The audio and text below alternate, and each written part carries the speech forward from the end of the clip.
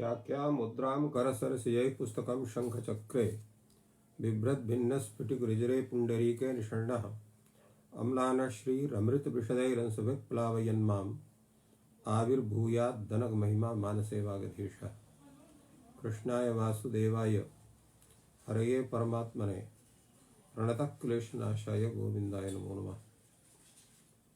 संस्कृत शौर्यम् इति आमुखपटले सम्बद्धः समेऽपि विद्वांसः समेऽपि जिज्ञासवः छात्राः सहृदयाः सज्जनाः एतस्य संस्कृतशौर्यम् इति आमुखपटलस्य संस्थापकः प्रबन्धकश्च डॉक्टर राजकुमारः। समेषां स्वागतं वर्तते एतस्मिन् महाभाष्य व्याख्याने।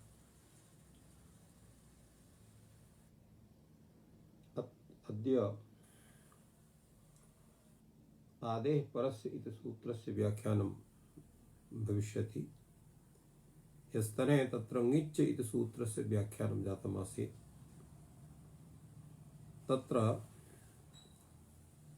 तातङ्गिगीतकरणस्य विषये तावत् विचारः सञ्जातः। यत्र गीतकरणं किमर्थं, यतो यत्र गीतकरणेन श्रवादेशः न स्यात्, एतदर्थम् अयं प्रश्नः तत्र जायते। भाष्यकारः तस्य विषये उक्तवान् यद् गुणविरुद्धि प्रतिषेधार्थोऽमकारः तातङ्गितकरणस्य सावकाशत्वात् विप्रस्य सर्वादेशः भविष्यति रूपेण सम्पादितम्।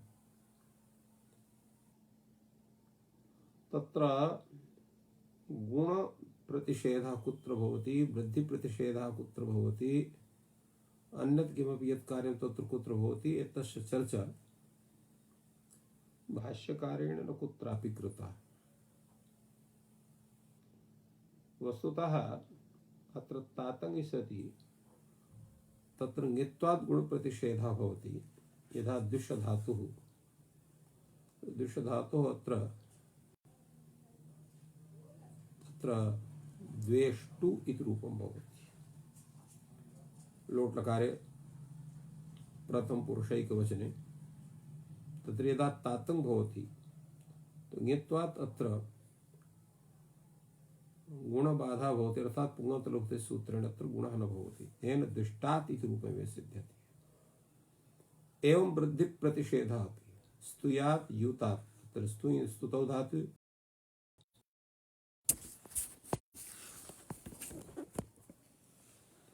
तेन अत्र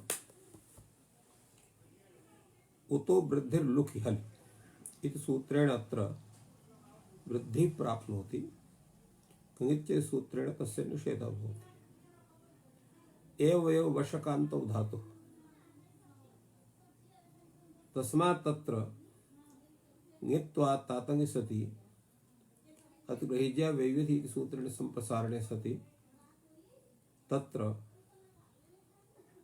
उष्टात् इति रूपं जायते। एतानि प्रयोजनानि अत्र ङित्करणस्य गुण वृद्धि प्रतिषेधः सम्प्रसारण विधानम् अथ च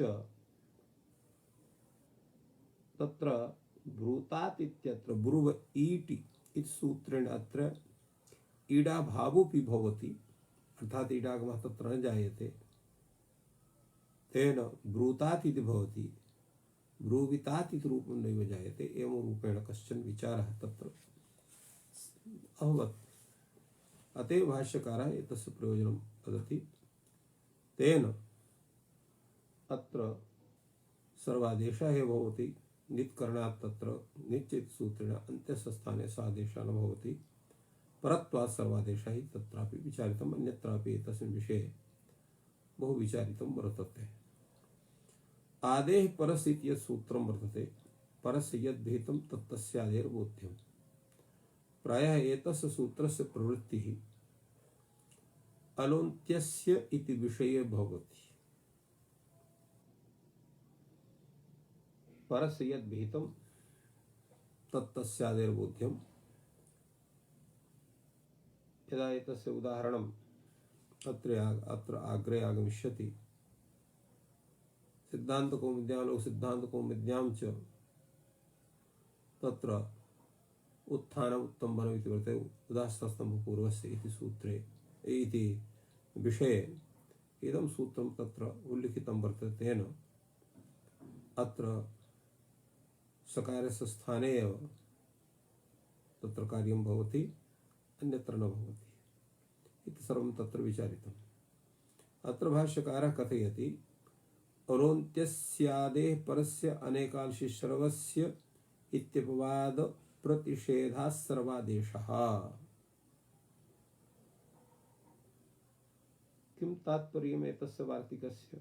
स्वयं भाष्यकारः कथयति अलोन्त्यस्य इति उत्सर्गः सामान्यं सूत्रं वर्तते। तस्य आदेः परस्य अनेकांशि सर्वस्य इति अपवादौ अपवाद प्रतिषेधः सर्वादेशः भविष्यति। अपवाद विप्रतिषेधात्, क्वचित् अपवादात् क्वचित् विप्रतिषेधात्। कथं भवति? तत्र भाष्यकारः प्रतिपादयति आदेः परस्य इत्यस्य अवकाशः द्व्यन्तरूपसर्गेभ्यो अप ईत् इति सूत्रं वर्तते।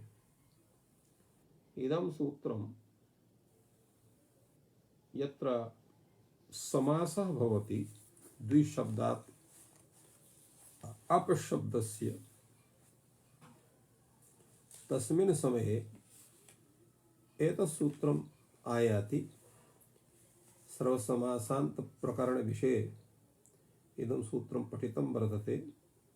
द्विशब्दात् अंतरशब्दात् उपसर्गेभ्यश्च परः यः अपशब्दः तस्य ईत् भवति।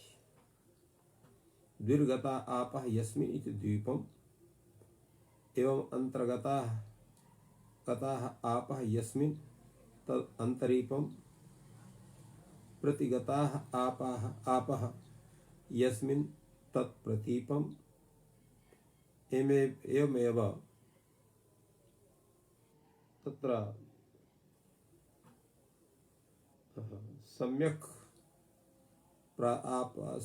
तत्र संप्राप्ताः आपः यस्मिन् तत् समीपम् एवं रूपेण तत्र विचारः कश्चन कृतः वर्तते। कुत्र अत्र समा आपः इत्यत्रापि एतस्य स्वरूपं भवति। अत्र द्विशब्दात् परः अंतरशब्दात् परः उपसर्गेभ्यः परः यः आपशब्दः तस्य ईत् इति आदेशः भवति। अत्र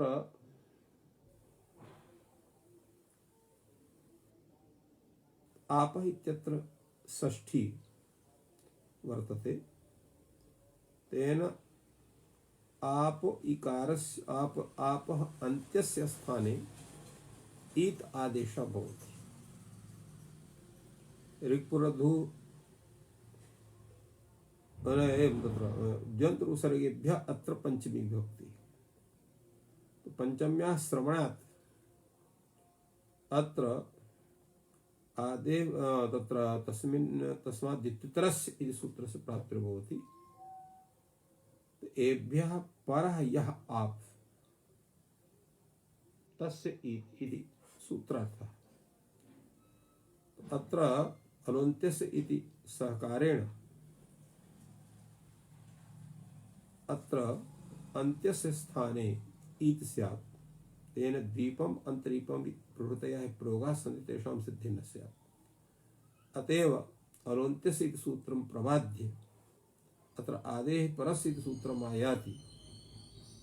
परस्य यद्विहितं तस्य परः भवति अत्र आपशब्दः, तस्य आदि भवति अकारः, तस्य स्थाने ईत्वं भवति। तेन द्वीपम् इत्यत्र सवर्णदीर्घे कृते सति द्वीपम् इति रूपं, वर्णसम्मेलनेन अन्तरीपम् इति रूपम्। एवम् अत्रापि प्रतीपम् इत्यत्रापि सवर्णदीर्घे सति प्रतीपम् रूपम्। अत्र समीपम् इत्यत्र सम् इति उपसर्गः अ इत्यस्थाने इ सति वर्णसम्येन सति समीपमिति रूपं जायते। तो अत्र एतस्य अवकाशः आदेशपरस्य स्वतन्त्रतया वर्तते। एवमेव अनेकांशि सर्वस्य इत्यस्य अवकाशः स्तेर्भूः इति सूत्रं वर्तते। तत्र अस् धातु स्थाने भू इति आदेशः भवति।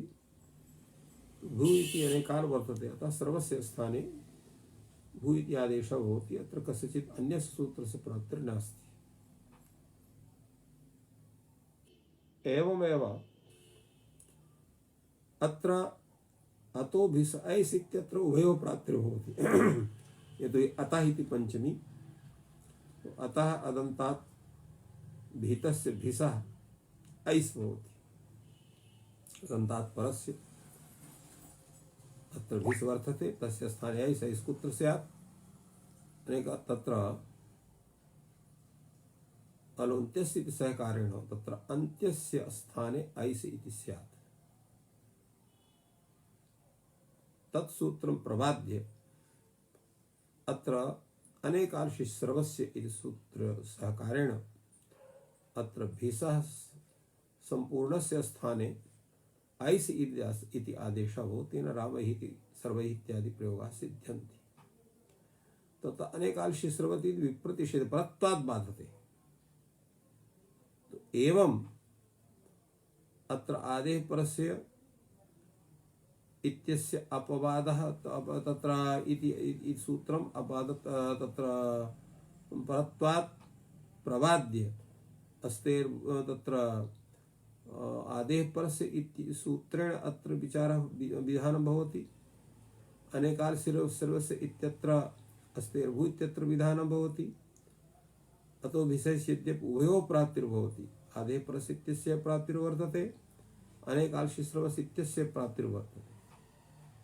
तत्र परः भवति अनेकांशि सर्वस्य, तो परत्वात् तत्र अनेकांशि सर्वस्य इति सूत्रेण तस्सर्वादेशः जायते इत्येवं विचारः अत्र वर्तते। तो अनेन किमायतम्?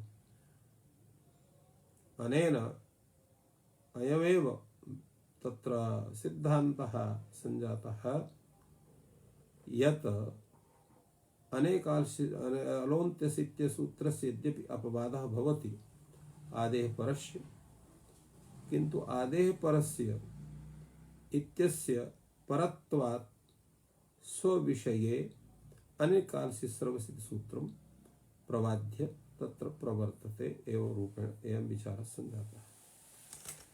अधुना तत्र अनेकांशि सर्वस्य सूत्रस्य व्याख्यानं भवति।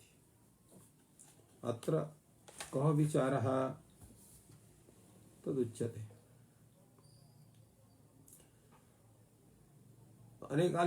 अनेकाल आदेशः शीतादेशः सर्वस्य संपूर्णस्य स्थाने भवति इति सूत्रार्थः। अत्र एतस्य सूत्रस्य पदकृत्य विषये विचारः भवति। अर्थात् शीत सर्वस्य इत्यस्य किम् उदाहरणम्? अत्र अनेकाल इत्यस्य किम् उदाहरणम् इति विषये प्रश्नः नास्ति। कथं? तस्य सर्वथा प्रसिद्धत्वात्। शीत विषये अतएव प्रश्नः यत् यः शीत वर्तते, यः कश्चन आदेशः, तत्र शकारः यदा अन्ते भवति तदैव शीत्वात् तस्य प्रवृत्तिः भवितुमर्हति। किन्तु तत्र अनेकाल्त्वेनैव तत्रापि सम्पूर्णस्य स्थाने विधानं भवितुमर्हति। शीत ग्रहणस्य आवश्यकता नास्ति इत्यस्मिन् सूत्रे विचारः भवति। ये यत्र च आदौ शकारः वर्तते, एवं भूतः कश्चन यः आदेशः, तत्रापि सर्वादेशः अनेकाल्त्वादेव भवति। शीत्वात्तर सर्वादेशः न कर्तुं शक्यते। कथं? तत्र शकारस्य इति संज्ञा विधायकं सूत्रं वर्तते लशक्व तद्धिते। तद्धित वर्ग प्रत्याद्याः लशक वर्गाः इतः स्युः। तो अत्र यदा शी आदेशः भवति सम्पूर्णस्य स्थाने तदा स्थानविदादेशो नलविधौ इति सूत्रेण तत्र प्रत्ययत्वधर्मः आयाति। तदनन्तरं लशक्वत्व इति सूत्रेण शकारस्य इत्संज्ञा भवति अनन्तरं तस्य लोपः अस्ति तस्य लोपः तदा तत्र षित्वं जायते। ततः पूर्वं षित्वं नास्ति तस्मादेव तत्रापि एतत् सूत्रस्य प्रवृत्तिर्न भवति। एवभूतः विचारः एतस्मिन् सूत्रे समागतः तावत् उच्यते। षित् सर्वस्य इति किम् उदाहरणम्? भाष्यकारः कथयति इदम् इष् इतः इष् अस्मात् इति इतः इदं शब्दात् पंचम्यास् तसिल् सूत्रेण अत्र तसिल् प्रत्यय कृते सति इदं तस् इत्यवस्थायाम् इदम् इष् इति सूत्रेण अत्र इदम् इत्यस्य स्थाने इष् इति आदेशः भवति। तर्हि कुत्र स्यात् इष् इति अन्ते प्राप्तिः तस्य भवति किन्तु इष् इत्यत्र षित् करणं वर्तते। तो षित्वात् सम्पूर्णस्य इदमः स्थाने इष् इति आदेशः भवति। शकारस्य तत्र इत्संज्ञकात्वा हलन्ति सूत्रेण इत्संज्ञायां जातायां तस्य लोपेति लोपे सति अत्र ईतो इति रूपं सिद्ध्यति। एवमेव इह इत्यत्रापि तथैव अत्रापि तत्र सूत्रं वर्तते इदमो ह अत्र ह प्रत्यय भवति अस्मिन् इति इह सप्तम्यर्थे अत्र ह प्रत्ययः इदं शब्दात् भवति। इदम ह इत्यवस्थायाम् इदम इष् इति सूत्रेण अत्र इष् इति आदेशे सति इह इति रूपं सिद्ध्यति। तो अत्रापि तथैव तो षित्वात् सर्वादेशः भवतेन इह इति रूपं सिद्ध्यति। अतः इतः इह इति षित् सर्वस्य उदाहरणं भवितुमर्हति। भाष्यकारः कथयति नैतदस्ति एतत् षित्करणस्य प्रयोजनं न भवितुमर्हति। कथं?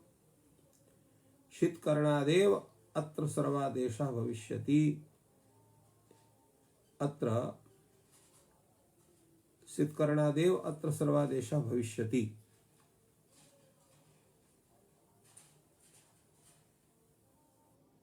अत्र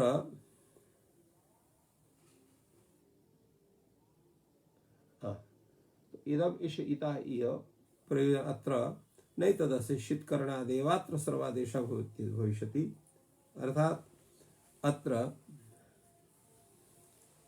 षित्करणात् एव सर्वदेशः भवति अनेकाल्पस्य इत्यस्य स्वरूपं भवति। इदं तर्हि अष्टाभ्य औष् अत्र आदेः तत्र अष्टाभ्य औष् इत्यत्रापि औष् इति आदेशः जश्चशो स्थाने भवति स षित्करणस्य उदाहरणं भवति या अनेकाल्पस्य उदाहरणं भवति। ननु चात्रापि षित्करणादेव सर्वादेशः भविष्यति। तदा उच्यते इदं तर्हि जशाशि जससो षि जस स्थाने षस्थाने इति षि आदेशः भवति। अत्र कथं सर्वादेशः स्यात्? ननु चात्रापि षित्करणादेव सर्वादेशः भविष्यति अत्रापि षित्करणात् सर्वादेशः भविष्यति। तदा उच्यते अस्ति अन्यत् षित्करणे प्रयोजनम्। षित्करणस्य अत्र अन्यत् प्रयोजनं वर्तते। किं प्रयोजनं वर्तते? विशेषणार्थः शकारः। तत्र विशेषणार्थः सकारः भवति। क्व विशेषणेन अर्थः अर्थात् विशेषणार्थेन कुत्र प्रयोजनं वर्तते? तदा यदा तत्र षि इति आदेशः भवति तो षि सर्वनामस्थानम् इत्यनेन तत्सर्वनामस्थान संज्ञा भवति। यः तत्र षि इति वर्तते विभाषा निश्योः इति सूत्रस्य तत्र प्रवृत्तिर्भवति। अत्र तत्र षित्करणस्य विशेषणार्थेन अत्र प्रयोजनं वर्तते षि सर्वनामस्थान इत्यत्र विभाषा निश्यो इत्यत्र। तदा भाष्यकारः कथयति अत्र षित् सर्वस्य इति शक्यम् अकर्तुम्। षित् सर्वस्य इति सूत्रस्य आवश्यकता एव नास्ति।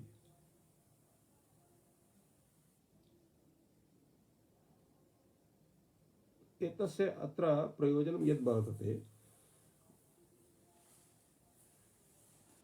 तत्र शीत्करणस्य प्रयोजनविषये भाष्यकारः तत्र कथयति नैतद् शीत्करणादेवात्र सर्वादेशः भविष्यति इत्यस्य किं तात्पर्यम्?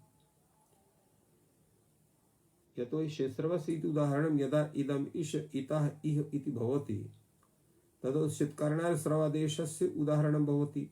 भाष्यकारः कथयति नैतद् शीत्करणादेवात्र सर्वादेशः भविष्यति इत्यस्य किं तात्पर्यम्? अनेन तु ज्ञायते अत्र भवतो व्याघात दोषः आयाति। भाष्यकारः स्वयं शीतकरणस्य तत्र शीत इत्यस्य उदाहरणम् इता इह प्रस्तौति पुनः कथे नैतदस्ति पुनः तथैव कथे शीतकरणादिवत्र सर्वादेशः भविष्यति एतस्य किं तात्पर्यम्? एतस्य तात्पर्यम् इत्थं वर्तते यदा शीतकरणम् अर्थात् यदा श इति अनुबन्धत्वेन तत्र प्रयुज्यते तदा इष इति अनेकाल भवति। तो अनेकाल तो शीतकरणात् अर्थात श इति अनुबंध करणात् अत्र इष इति अनेकाल भवति। फलतः अनेकालत्वादेव अत्र सर्वादेशः भवति। शीतकरणस्य आवश्यकता तत्र नास्ति इत्यर्थः।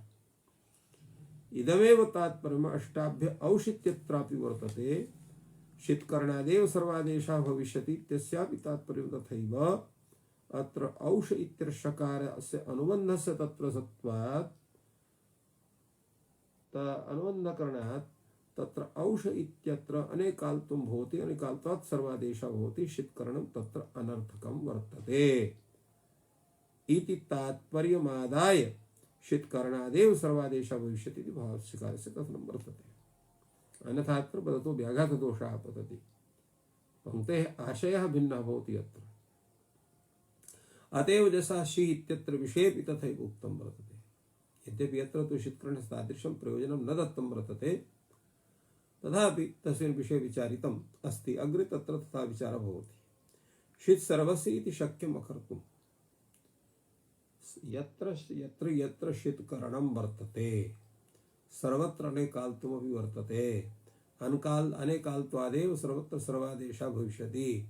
शीतकरणस्य न काचित् आवश्यकता वर्तते निषिद्धमेव।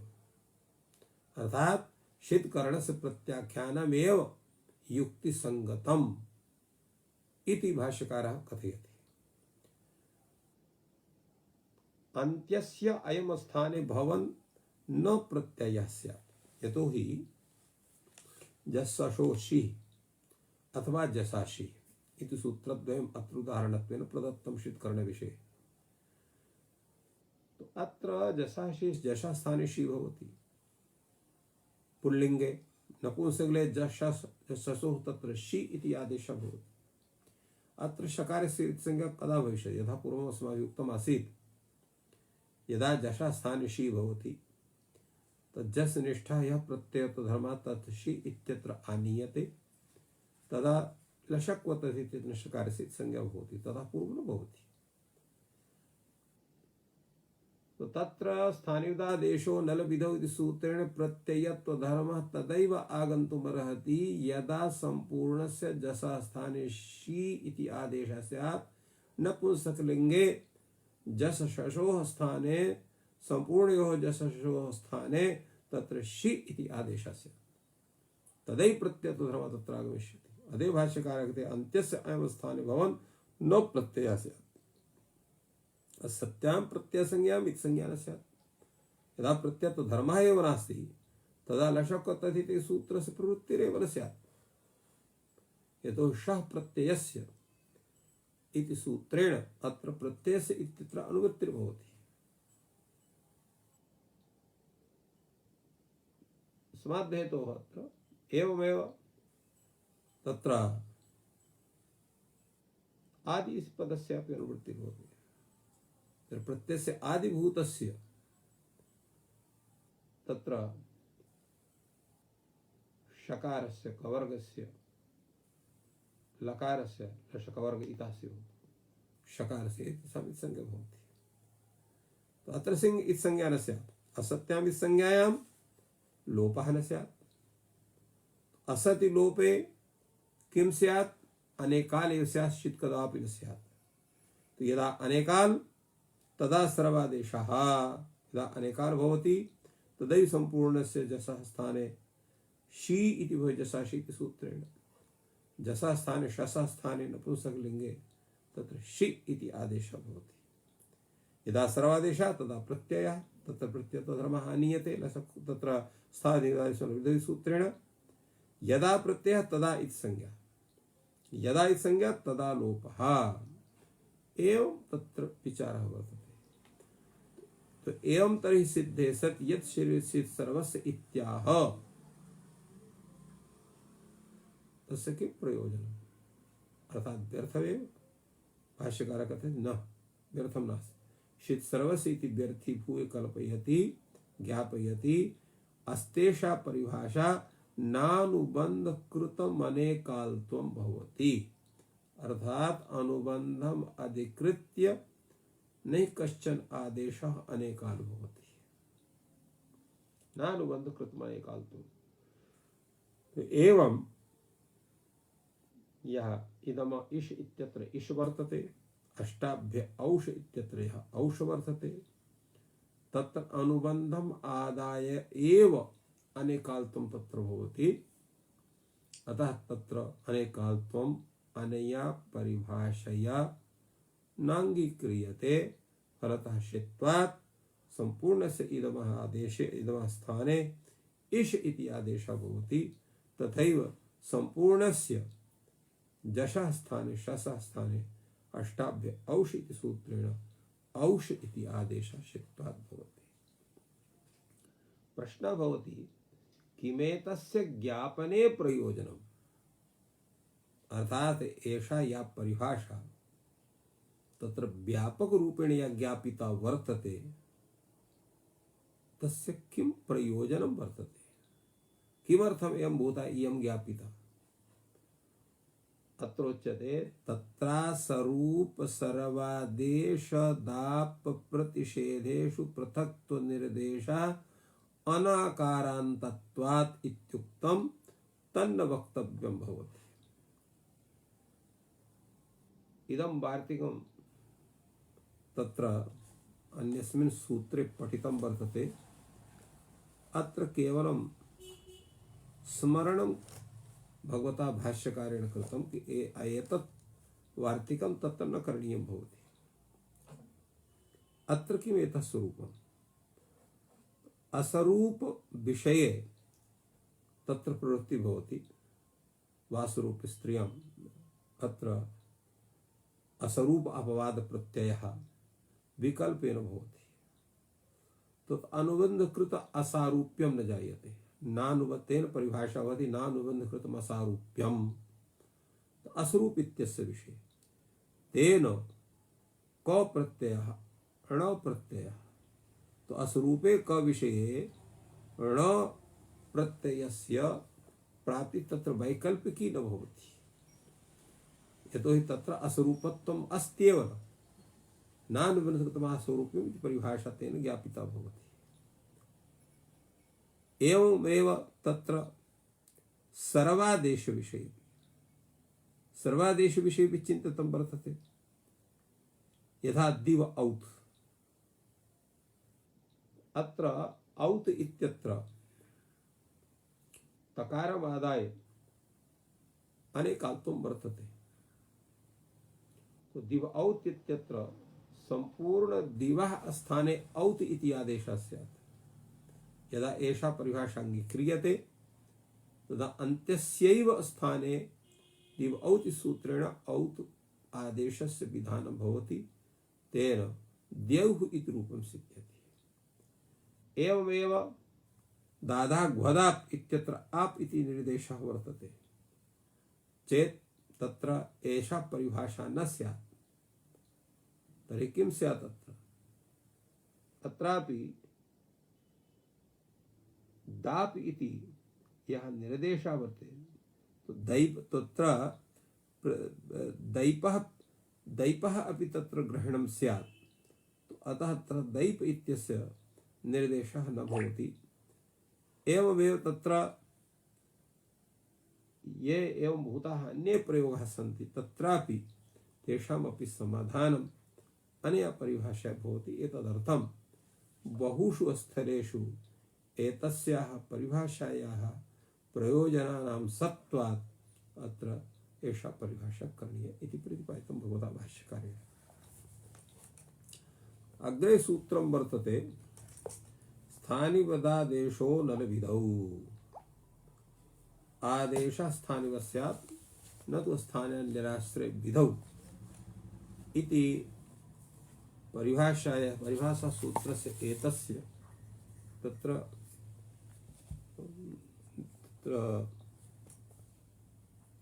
एतस्याः परिभाषायाः अत्र वृत्तिर्भव वर्तते। सिद्धान्तकौमुद्यादिकं तत्र एषा लिखिता वर्तते।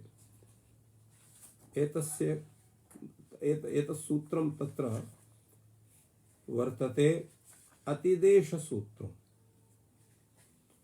वत्घटितत्वात् तत्र एतस्य तादृशं स्वरूपं वर्तते। अत्र भाष्यकारः पृच्छति अत्र वत्करणस्य किं प्रयोजनम्? स्थानिवदादेशो नलविधौ, अत्र किं प्रयोजनं वर्तते वत्करणस्य? वत्करणं किमर्थम्? यतोहि वत्करणं विनापि तस्य अर्थस्य लाभः भवति। कथं लाभः भवति? यतोहि वत्करणं न क्रियते तर्हि सूत्रस्य स्वरूपं किं स्यात्? अस्थान्यादेशो नलविधौ इति सूत्रस्वरूपं स्यात्। अत्र तत्र किं स्वरूपं स्यात्? आदेशः तत्र आदेशः तत्र स्थानी भवति। आदेशः स्थानी भवति एवं सूत्रार्थः स्यात्। तो स्थानी कथं स्यात्? तत्र अस्थाननिष्ठ धर्मवान् भवति इत्यस्य अर्थस्य स्वतः प्राप्तिः स्यात्। अतः वत्करणस्य आवश्यकता नास्ति। वत्करणं विनापि तस्य अर्थस्य लाभः जायते इति समाधानम्।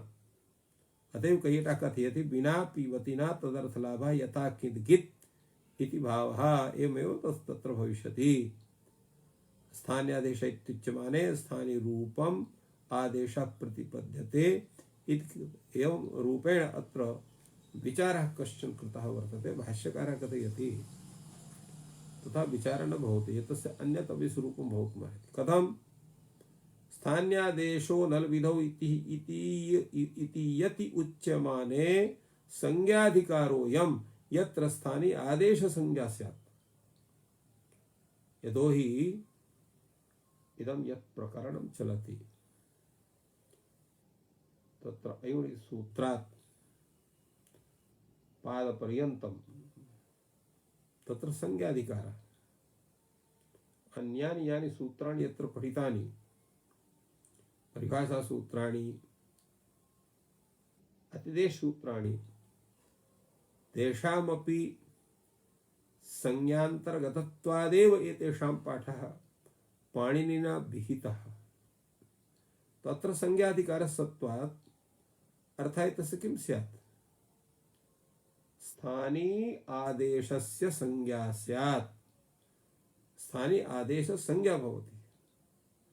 तत्र दोषः कः भवेत्?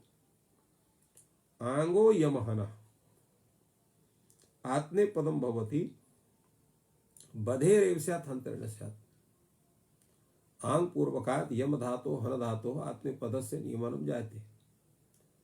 स्थानी आदेशस्य संज्ञा भवति चेत् इत्थम् आश्रियते तर्हि हनो बध हनः स्थाने बधस्य आदेशस्य त्वात् अत्र हनः ग्रहणं न स्यात् अपितु बध धातोः तत्र बधादेशस्य ग्रहणं स्यात्। तो यत्र आंग पूर्वक हन धातुः वर्तते तत्र आत्मनेपदं भविष्यति। यदा बध इति आदेशः जायते तदैव आत्मनेपदस्य नियमनं भविष्यति इत्ययं दोषः जायते। वत्करणे पुनः क्रियमाणे न दोषः भवति। स्थानिवत् भवति। आदेशः स्थानिवत् भवति। अर्थात स्थाननिष्ठः यः धर्मः तद्धर्मवान् भवति, तत्कार्यं लभते, स्थानिदेशकं यत् कार्यं तत् लभते। तो स्थानिनेपि तत्कार्यं भवति, आदेशेपि तत्कार्यं भवति इत्यर्थः। तेन तत्र हन् इति धातोरपि भवति, हनः स्थाने यः बध् आदेशः तत्रापि भवति इत्येतस्य तात्पर्यम् आगच्छति। तो स्थानि कार्यम् आदेशे अतिदिश्यते, कार्यस्य अतिदेशः भवति। यत् कार्यं तत्र स्थाने क्रियते तत् कार्यम् आदेशे अपि क्रियते इत्यर्थः।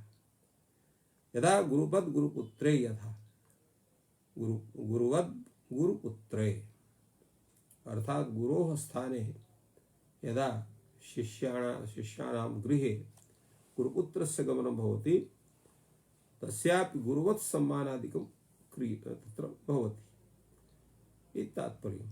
तो इत्थं वत् करणस्य प्रयोजनम् अत्र वर्णितं वर्तते। अधुना अथ आदेशग्रहणं किमर्थम्? केवलं सूत्रं स्यात् अस्थानिवत् अनल्विधौ। आदेशग्रहणं कथं स्यात्? यतो हि यदस्थानिवत् अनल्विधौ इत्येव सूत्रं क्रियते, तर्हि कः स्थानिवत् स्यात्? अत्र स्थानिवत् इति पदेनैव आदेशस्य लाभः भवितुमर्हति। यस्य स्थाने कश्चन भवति स एव स्थानी भवति। स्थानम् अस्ति, असौ स्थानी। तो यदा कश्चन आदेशः एव नास्ति तर्हि स्थानित्वं तस्य कथं सिद्ध्येत् इति कृत्वा स्थानिपदस्य तत्र सत्वात् आदेशपदस्य तत्र लाभः भवति। अनया रीत्या आदेशपदस्य लाभस्य सत्वात् स एव सा तत्र आदेशः स्थानिवत् स्यात् इत्यर्थः स्वयमेव भवेत्। अत्र आदेशग्रहणस्य का आवश्यकता इति प्रश्नः। अतएव तत्र कैयटः प्रतिपादयति स्थानि शब्दस्य सम्बन्धे शब्दत्वात् आदेशः लभ्यते एव। यथा पितृवद् अधीते इत्युक्ते पुत्रः तस् पुत्रः तत् पितृवद् अधीते, कः पुत्रवद् अधीते? पितावद् अधीते, पितृवद् अधीते, पुत्र अधीते। तो पितृ यन्निरूपितं पितृत्वं वर्तते तस्य लाभः स्वयमेव भवति। तो किं निरूपितं पितृत्वं भवति? पुत्र निरूपितं पितृत्वं। यथा पितृवद् अधीते इति रीत्या पुत्रस्य लाभः भवति, एवं स्थानिवद् भवति इति रीत्या कः स्थानिवद् भवति? तो यन्निरूपित स्थानित्वं यस्य वर्तते सः स्थानिवद् भवति इति रूपेण आदेशस्य लाभः भवितुमर्हति। भाष्यकारः कथयति स्थानिवदनल् विधौ इति यति उच्यमाने को इदानीं स्थानिवत् स्यात्। यः स्थाने भवति कश्च स्थाने भवति आदेशः। एवं रूपेण आदेशस्य लाभः जायते। अत्र कथयति भाष्यकारः इदं तर्हि प्रयोजनम् आदेशमात्रम् स्थानिवत् यथा स्यात् एकदेश विकृतस्य उपसंख्यानं चोदिष्यति तन्न वक्तव्यं भवति। तात्पर्यं किम्? तात्पर्यं यः एवं भूतः आदेशः यस्य विधानं संपूर्णस्य स्थानिनः स्थाने भवति, एवं भूतः सर्वेपि आदेशः स्थानवृत्ति धर्मं लभन्ते। किंतु यत्र एकदेश विकृतमनन्यवत् इत्यादिना यत्र कार्यं वर्तते तस्य ग्रहणं न भवति, अर्थात तस्य परिभाषा आवश्यकता अपनी जायते। एवं रूपेण स्थानी विषये आदेश विषये विचारः संजातः। अधुना अनल विधौ इति विषये विचारः भवति। अनल विधौ इत्यत्र अलविधि इति शब्दः वर्तते। न अलविधि इति अनलविधि, तस्मिन् अनलविधौ इति सिद्ध्यते। एतस्य किं तात्पर्यम्? अलविधि इत्यत्र कः समासः इति प्रश्नः। अथ विधिग्रहणं किमर्थम्? भाष्यकारः प्रतिपादयति सर्वविभक्त्यन्तः समासः यथा विज्ञायेत। तो सर्वविभक्त्यन्तः अर्थात् प्रथमा विभक्त्यन्तः द्वितीया विभक्त्यन्ता, तृतीया विभक्त्यन्ता, चतुर्थी विभक्त्यन्ता, पंचमी विभक्त्यन्ता, षष्ठी विभक्त्यन्ता, सप्तमी विभक्त्यन्ता। किम एतासां समासानां विभक्तीनां ग्रहणम् अत्र वर्तते वा? एवं नास्ति। भाष्यकारः स्वयं प्रदर्शयति। अलः परस्य विधि अलविधि। अत्र पंचमी तत्पुरुष समासः, अलः विधि अलविधि अत्र षष्ठी तत्पुरुष समासः, अलविधि अलविधि इत्र सप्तमी तत्पुरुष समासः, अला विधि अलविधि पंचमी तत्पुरुष समासः, तृतीया तत्पुरुष समासः। तो तृतीया पंचमी षष्ठी सप्तमी एतासाम् ए विभक्तीनाम् अत्र ग्रहणम् विहिते विद्यते, यतो हि तादृशानि एव उदाहरणानि अत्र प्रदर्शितानि। अन्येषां तत्र विचारः नैव जातः। तो क्रमशः अत्र विचार्यते। पूर्वं तृतीय समासस्य विषये विचार्यते। अलाविधि अलविधि इति कथनस्य किं तात्पर्यम्? तत्र अलाविधि अलविधि इत्यस्य तात्पर्यं वर्तते, यथा तत्र व्यूढो रस्केन इति प्रयोगः वर्तते। तो व्यूढो रस्केन इत्यत्र व्यूढोरः अत्र यः विसर्गः वर्तते तत्स्थाने सकारः जातः।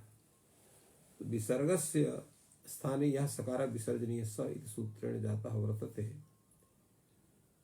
स्थानिवत्वेन तत्र विसर्गत्वधर्मः आनीयते। तो विसर्गत्वधर्म आनीय अत्र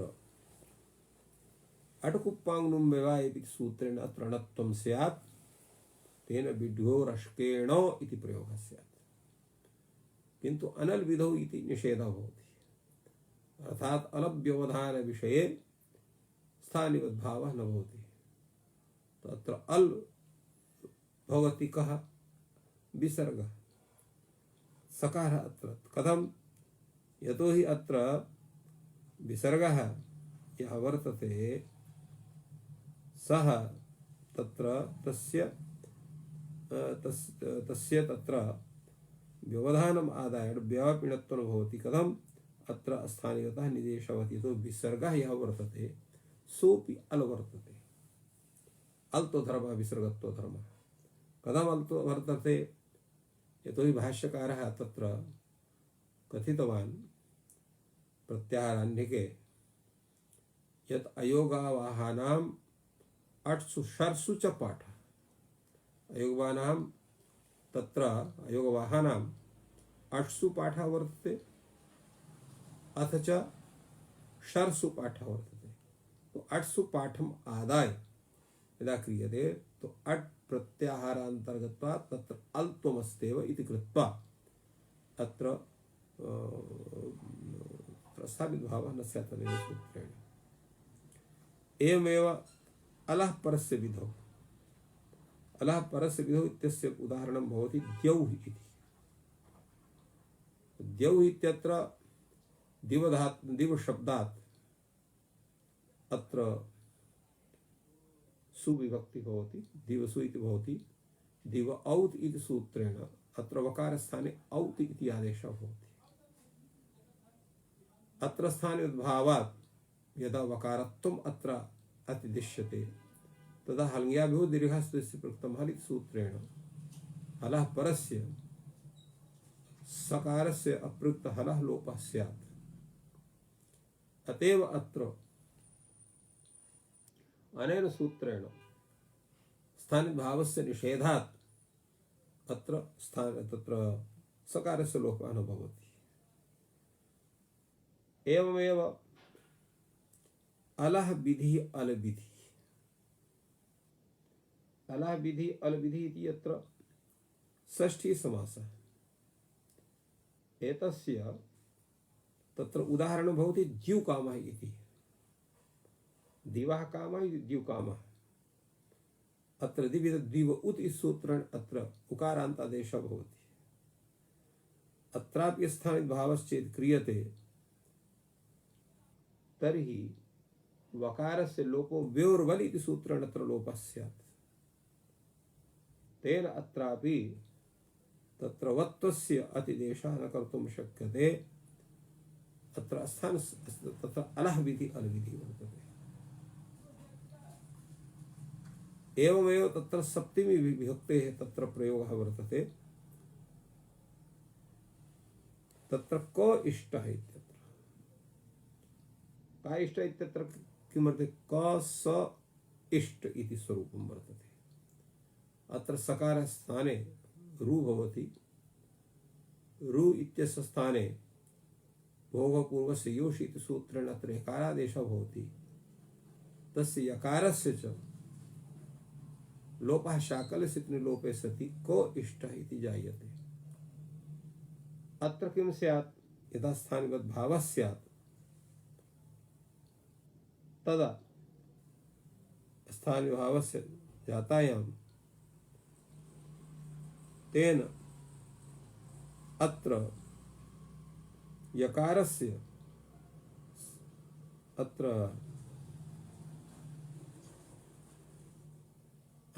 तत्र स्थानिभावस्य सत्वात् अतः हश्च इति सूत्रेण तत्र रु स्यात्।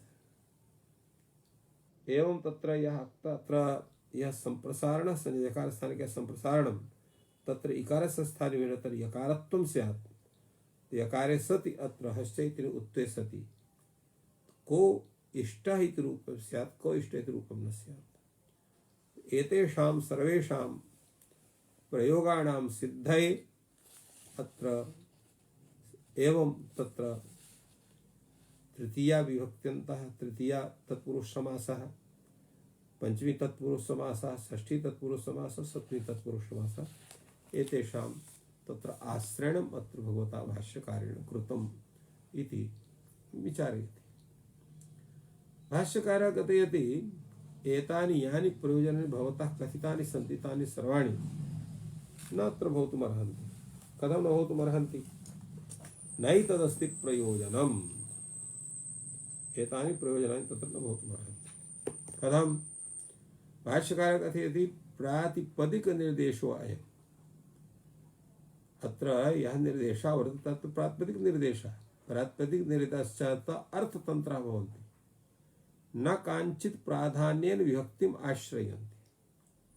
अर्थात् यत्र प्रातिपदिकनिर्देशः वर्तते तत्र अर्थदृष्ट्या सर्वं कार्यं भवति, प्राधान्येन कामपि विभक्तिं नाश्रयन्ति। तत्र प्रातिपदिकार्थे निर्दिष्टे यां यां विभक्तुम् आश्रयितुं बुद्धि उपजायते सा सा आश्रयितव्या।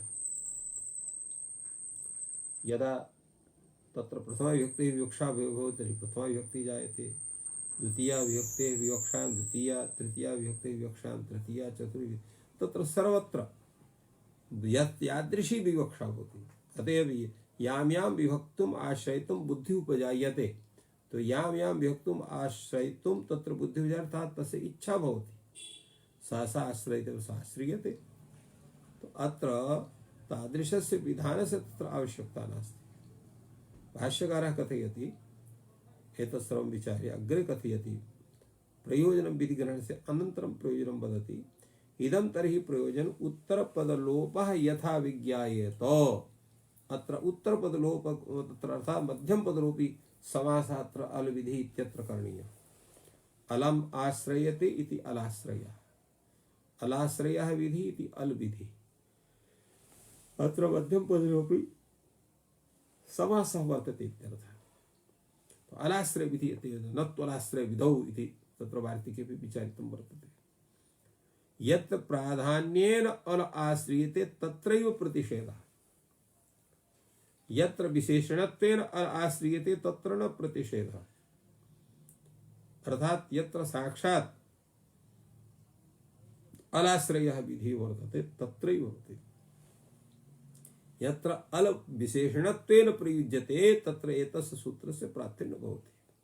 यत्र विशेषणत्वेन अल आश्रियते तत्र प्रतिषेधः अर्थात् अनुविरोधी प्रतिषेधः तत्र न प्रवर्तते। प्रश्नः भवति किं प्रयोजनं? तत्रुच्यते प्रदीप्य प्रसीव्य बलादिलक्षण इट मा भूति। अत्र उच्यते तत्र प्रदीप्य इति वर्तते। अत्र प्रपूर्वक दिव धातु प्रपूर्वक शिव धातु अत्र त्वा प्रत्यय भवति अनन्तरं समासस्तत्वात् अत्र ल्यप् भवति तेन प्रदीप्य प्रसीव्य इति सिद्ध्यति। अत्रापि ल्यपः स्थान ल्यप् घटकः यकारः वर्तते तस्य स्थानिवत्वेन त्वा प्रत्ययत्वम् आदाय अत्र आर्धात्कस्येड् बलादेः सूत्रेण अत्र इडागमः करणीयः स च इडागमः न भवति। अत्र हि बलादित्वं यद् वर्तते तत्र विशेषणत्वेन वर्तते तो बलादित्वस्य आनयनम् अत्र भवितुमर्हति। एवं समाहितम् अत्र इत्थम् एवं भूतः विचारः सञ्जातः। अग्रे यः विचारः तत्र एतस्य सूत्रस्य प्रयोजनविषये विचारः वर्तते सः विचारः तत्र भूयान् वर्तते तस्य अद्य तत्र सः विचारः न भवितुमर्हति कृत्वा अत्रैव विरम्यते। सर्वेभ्यो नमः। जयतु संस्कृतं जयतु भारत।